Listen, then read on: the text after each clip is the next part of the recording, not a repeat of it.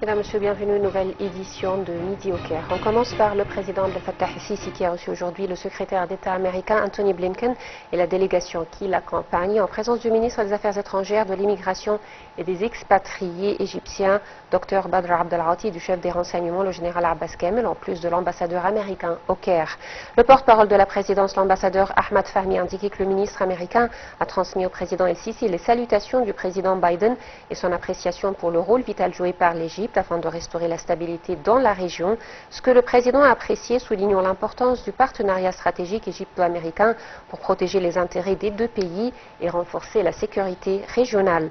À cet égard, la réunion a porté sur la situation dans les territoires palestiniens, où des points de vue ont été échangés sur la manière de renforcer les efforts conjoints entre l'Égypte, les États-Unis et le Qatar pour faire progresser les négociations sur un cessez-le-feu, échanger les otages et les détenus et faciliter la mise en œuvre du cessez-le-feu.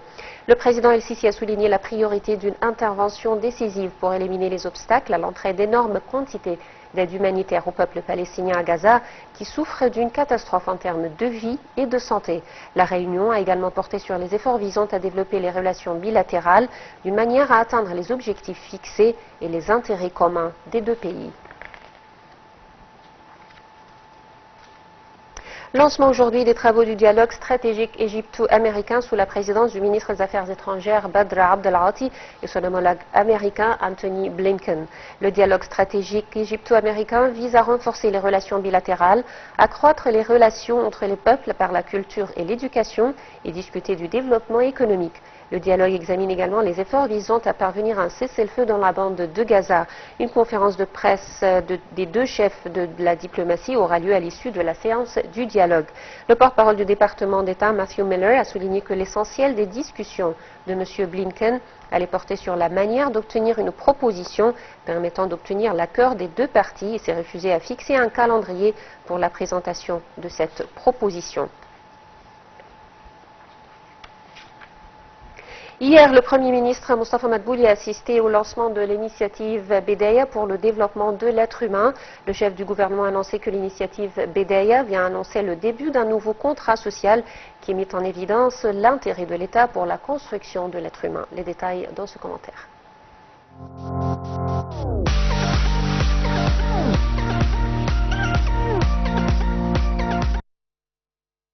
Le Premier ministre Dr Mostafa Madbouli a annoncé que l'initiative Bedaya vient annoncer le début d'un nouveau contrat social qui met en évidence l'intérêt de l'État pour la construction de l'être humain. Dr Madbouli a appelé la société civile à coopérer pour faire de cette initiative un succès.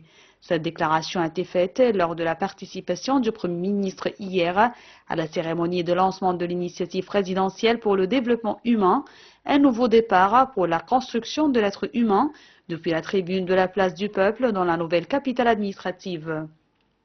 Pour sa part, le vice-premier ministre chargé du développement humain et ministre de la Santé et de la Population, Dr Khaled Abdelghafar, a déclaré que le projet national de développement humain visait à améliorer la qualité de vie des citoyens. Il a remercié le président Abdel Fattah el-Sisi d'avoir lancé le projet national de développement humain et d'avoir parrainé l'initiative présidentielle Un nouveau départ pour le développement humain. Le vice-premier ministre a déclaré que les objectifs stratégiques de l'initiative étaient d'améliorer la qualité de vie et de parvenir à un développement durable.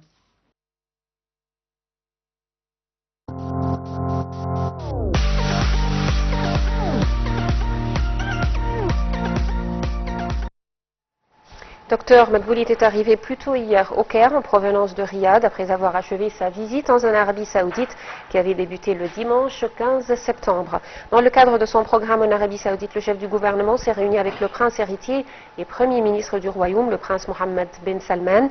Lors de la réunion, il a confirmé que l'Égypte et l'Arabie Saoudite partagent des positions convergentes sur diverses questions régionales. Dr Madbouli s'est ainsi réuni au cours des 2 jours de visite avec les ministres de l'investissement, du commerce, des finances, de l'industrie et des ressources minières du royaume de l'Arabie Saoudite.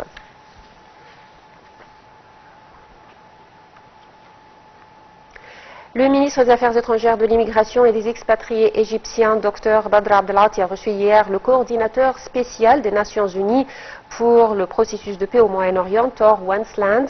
Lors de la réunion, le ministre des Affaires étrangères a souligné son soutien aux efforts déployés, aux efforts du coordinateur des Nations Unies pour maintenir le statut de l'autorité nationale palestinienne.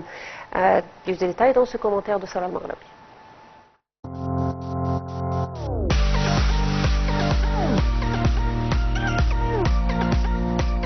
Selon le porte-parole du ministère des Affaires étrangères et de l'immigration, l'ambassadeur Tamim Khalaf, la réunion entre le ministre des Affaires étrangères, de l'immigration et des expatriés égyptiens, Dr Badr Abdelati, avec le coordinateur spécial des Nations Unies pour le processus de paix au Moyen-Orient, Tor Wennesland, a porté sur les développements liés à la poursuite de l'agression israélienne dans la bande de Gaza et à la forte escalade en Cisjordanie.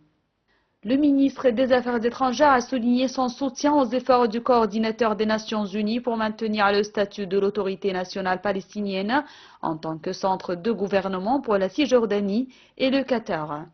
Le porte-parole a expliqué que le chef de la diplomatie tenait à souligner les efforts continus de l'Égypte pour parvenir à un cessez-le-feu et à l'acheminement de l'aide humanitaire dans la bande de Gaza, compte tenu des obstacles posés par la partie israélienne, ainsi que la nécessité de permettre à toutes les agences des Nations Unies de s'acquitter de leurs responsabilités, en particulier à l'Office de secours et aux travaux des Nations Unies pour les réfugiés de Palestine dans le Proche-Orient, l'UNRWA.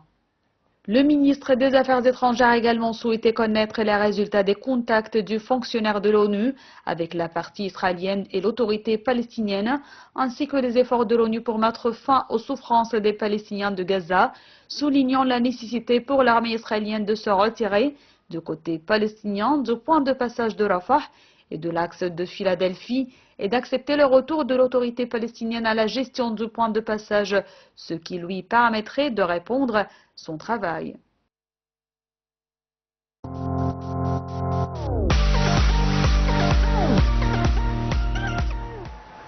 Le chef de la diplomatie, Badr Abdelati, a mis l'accent sur l'importance de parvenir à un cessez-le-feu immédiat à Gaza et un accord grandissant d'échange des prisonniers palestiniens contre des otages israéliens.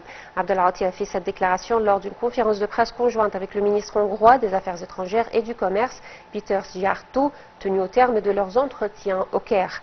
Le ministre des Affaires étrangères a ajouté que les deux parties accordaient un grand intérêt au renforcement des relations bilatérales afin d'atteindre le niveau de partenariat stratégique. Le chef de la diplomatie hongroise a pour sa part rendu hommage aux grands efforts déployés par l'Égypte en vue de stopper l'immigration clandestine vers l'Europe. Il a ajouté que l'Égypte est l'un des plus importants garants de la sécurité de l'Europe et un rempart protecteur pour le sud du continent européen.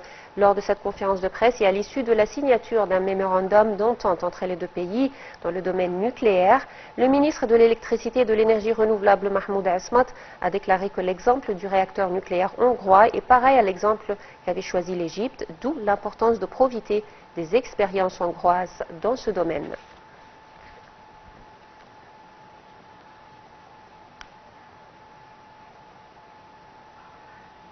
Le ministre Badr Abdelati a également reçu une délégation de la Chambre de commerce américaine en prévision d'une visite prochaine à Washington. Le porte-parole du ministère, l'ambassadeur Tamim Khalaf, a indiqué que le ministre a souligné lors de cette rencontre l'importance de renforcer les relations économiques et commerciales, lesquelles constituent l'un des principaux axes du partenariat stratégique entre l'Égypte et les États-Unis. Il a particulièrement mis en lumière le rôle crucial de la Chambre de commerce américaine ainsi que celui des conseils d'affaires, des entreprises et du secteur privé dans la consolidation de ces relations, notamment dans les secteurs des télécommunications, des technologies de l'information, de la santé et des énergies renouvelables. M. Abdelati a également pris soin d'écouter les avis et les propositions des membres de la délégation concernant les moyens de dynamiser la coopération économique entre les deux pays. Il a réaffirmé les réformes ambitieuses récemment entreprises par l'Égypte pour améliorer le climat des affaires, relever les obstacles potentiels aux investisseurs et créer un environnement propice aux affaires. Il a souligné que l'attraction des investissements étrangers est une priorité absolue pour le gouvernement égyptien.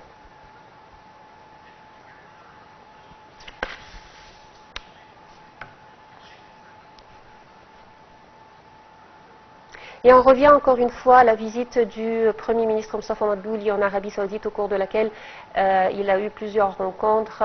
Bien sûr, il a rencontré le prince héritier Mohammed bin Salman et un nombre d'investisseurs et de responsables saoudiens. De grands contrats, d'importants contrats d'investissement ont été signés lors de cette rencontre. Nous avons actuellement en ligne Dr Mostafa Tamem, expert en économie, pour nous parler davantage de cette visite. Alors, bonjour, Monsieur Tamem. Bonjour à vous. Alors, Monsieur Tamem, une visite importante du Premier ministre en Arabie Saoudite, au cours de laquelle des projets d'investissement ont été déclarés par l'Arabie Saoudite en Égypte. Alors, comment vous voyez cette visite? Certainement, cette visite est très très importante parce que, comme vous savez, les relations entre l'Arabie Saoudite et l'Égypte sont très fortes depuis longtemps.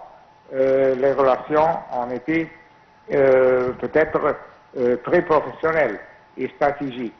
De l'autre côté, cette visite est très très importante maintenant, spécifiquement avec les troubles qu'on a au Moyen-Orient et au monde entier, comme la guerre à Gaza et entre Israël et Gaza, et certainement les problèmes mondiaux et les problèmes de l'économie mondiale.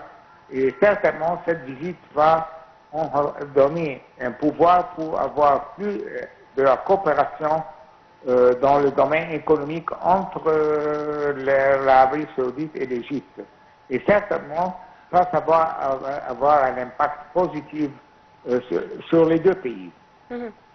Alors, Monsieur Tamem, comme vous venez de dire, l'Arabie Saoudite, bien sûr, est un partenaire important de l'Égypte en matière économique. Alors, quels sont les domaines les plus importants où il y a une forte coopération, un fort effort c'est-à-dire de l'économie entre l'Arabie Saoudite et l'Égypte? Quels sont les domaines les plus importants de ces investissements? Certainement, je vais vous dire un peu des exemples. Le premier exemple, c'est les citoyens égyptiens qui travaillent à l'Arabie Saoudite, et ça c'est très très important. Et comme vous avez vu, l'Arabie Saoudite va encourager les Égyptiens de venir travailler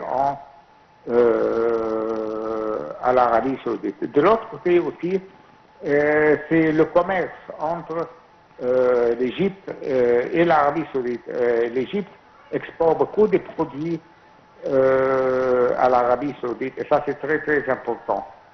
Dans l'autre domaine aussi, peut-être l'Égypte aussi a la technologie dans certains pouvoirs, et ça va élever et donner, aider l'Arabie Saoudite d'élever leur économie aussi. Oui. Docteur Mostafa Tamem, je rappelle, vous êtes expert en économie. Je vous remercie infiniment. Merci beaucoup. Le secrétaire général de la Ligue arabe, Ahmed Aboul-Ghait, a affirmé qu'Israël alimente la haine et freine la paix dans la région par les massacres qu'il commet. Lors de sa rencontre au Caire avec le coordinateur spécial des Nations Unies pour le processus de paix au Moyen-Orient, Thor Wensland, M. Aboul-Ghait a ajouté avoir examiné la situation dans la bande de Gaza et en Cisjordanie et les risques de déstabilisation de la région en raison de la poursuite de la guerre israélienne.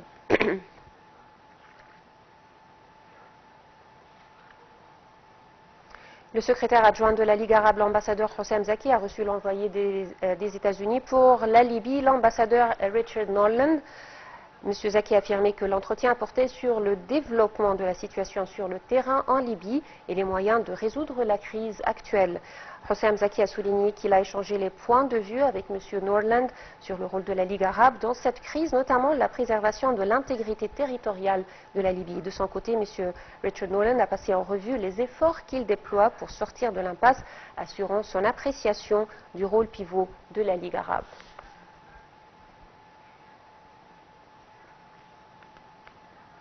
Le ministre de la Main-d'œuvre, Mohamed Gobran, a affirmé que l'État égyptien était soucieux d'encourager l'investissement local et étranger et d'aplanir les obstacles qu'il affronte conformément aux directives du président Abdel Fattah el-Sisi. M. Gobran a tenu ses propos lors d'un entretien avec une délégation de la société Leoni, fabricant allemand de câbles spécialisés dans l'industrie automobile, qui détient des firmes dans 30 pays du monde, dont l'Égypte où elle possède 15 usines recrutant 7000 employés. Avec cette nouvelle, mesdames, messieurs, nous parvenons au terme de cette édition de Midi au Caire. Merci pour votre attention.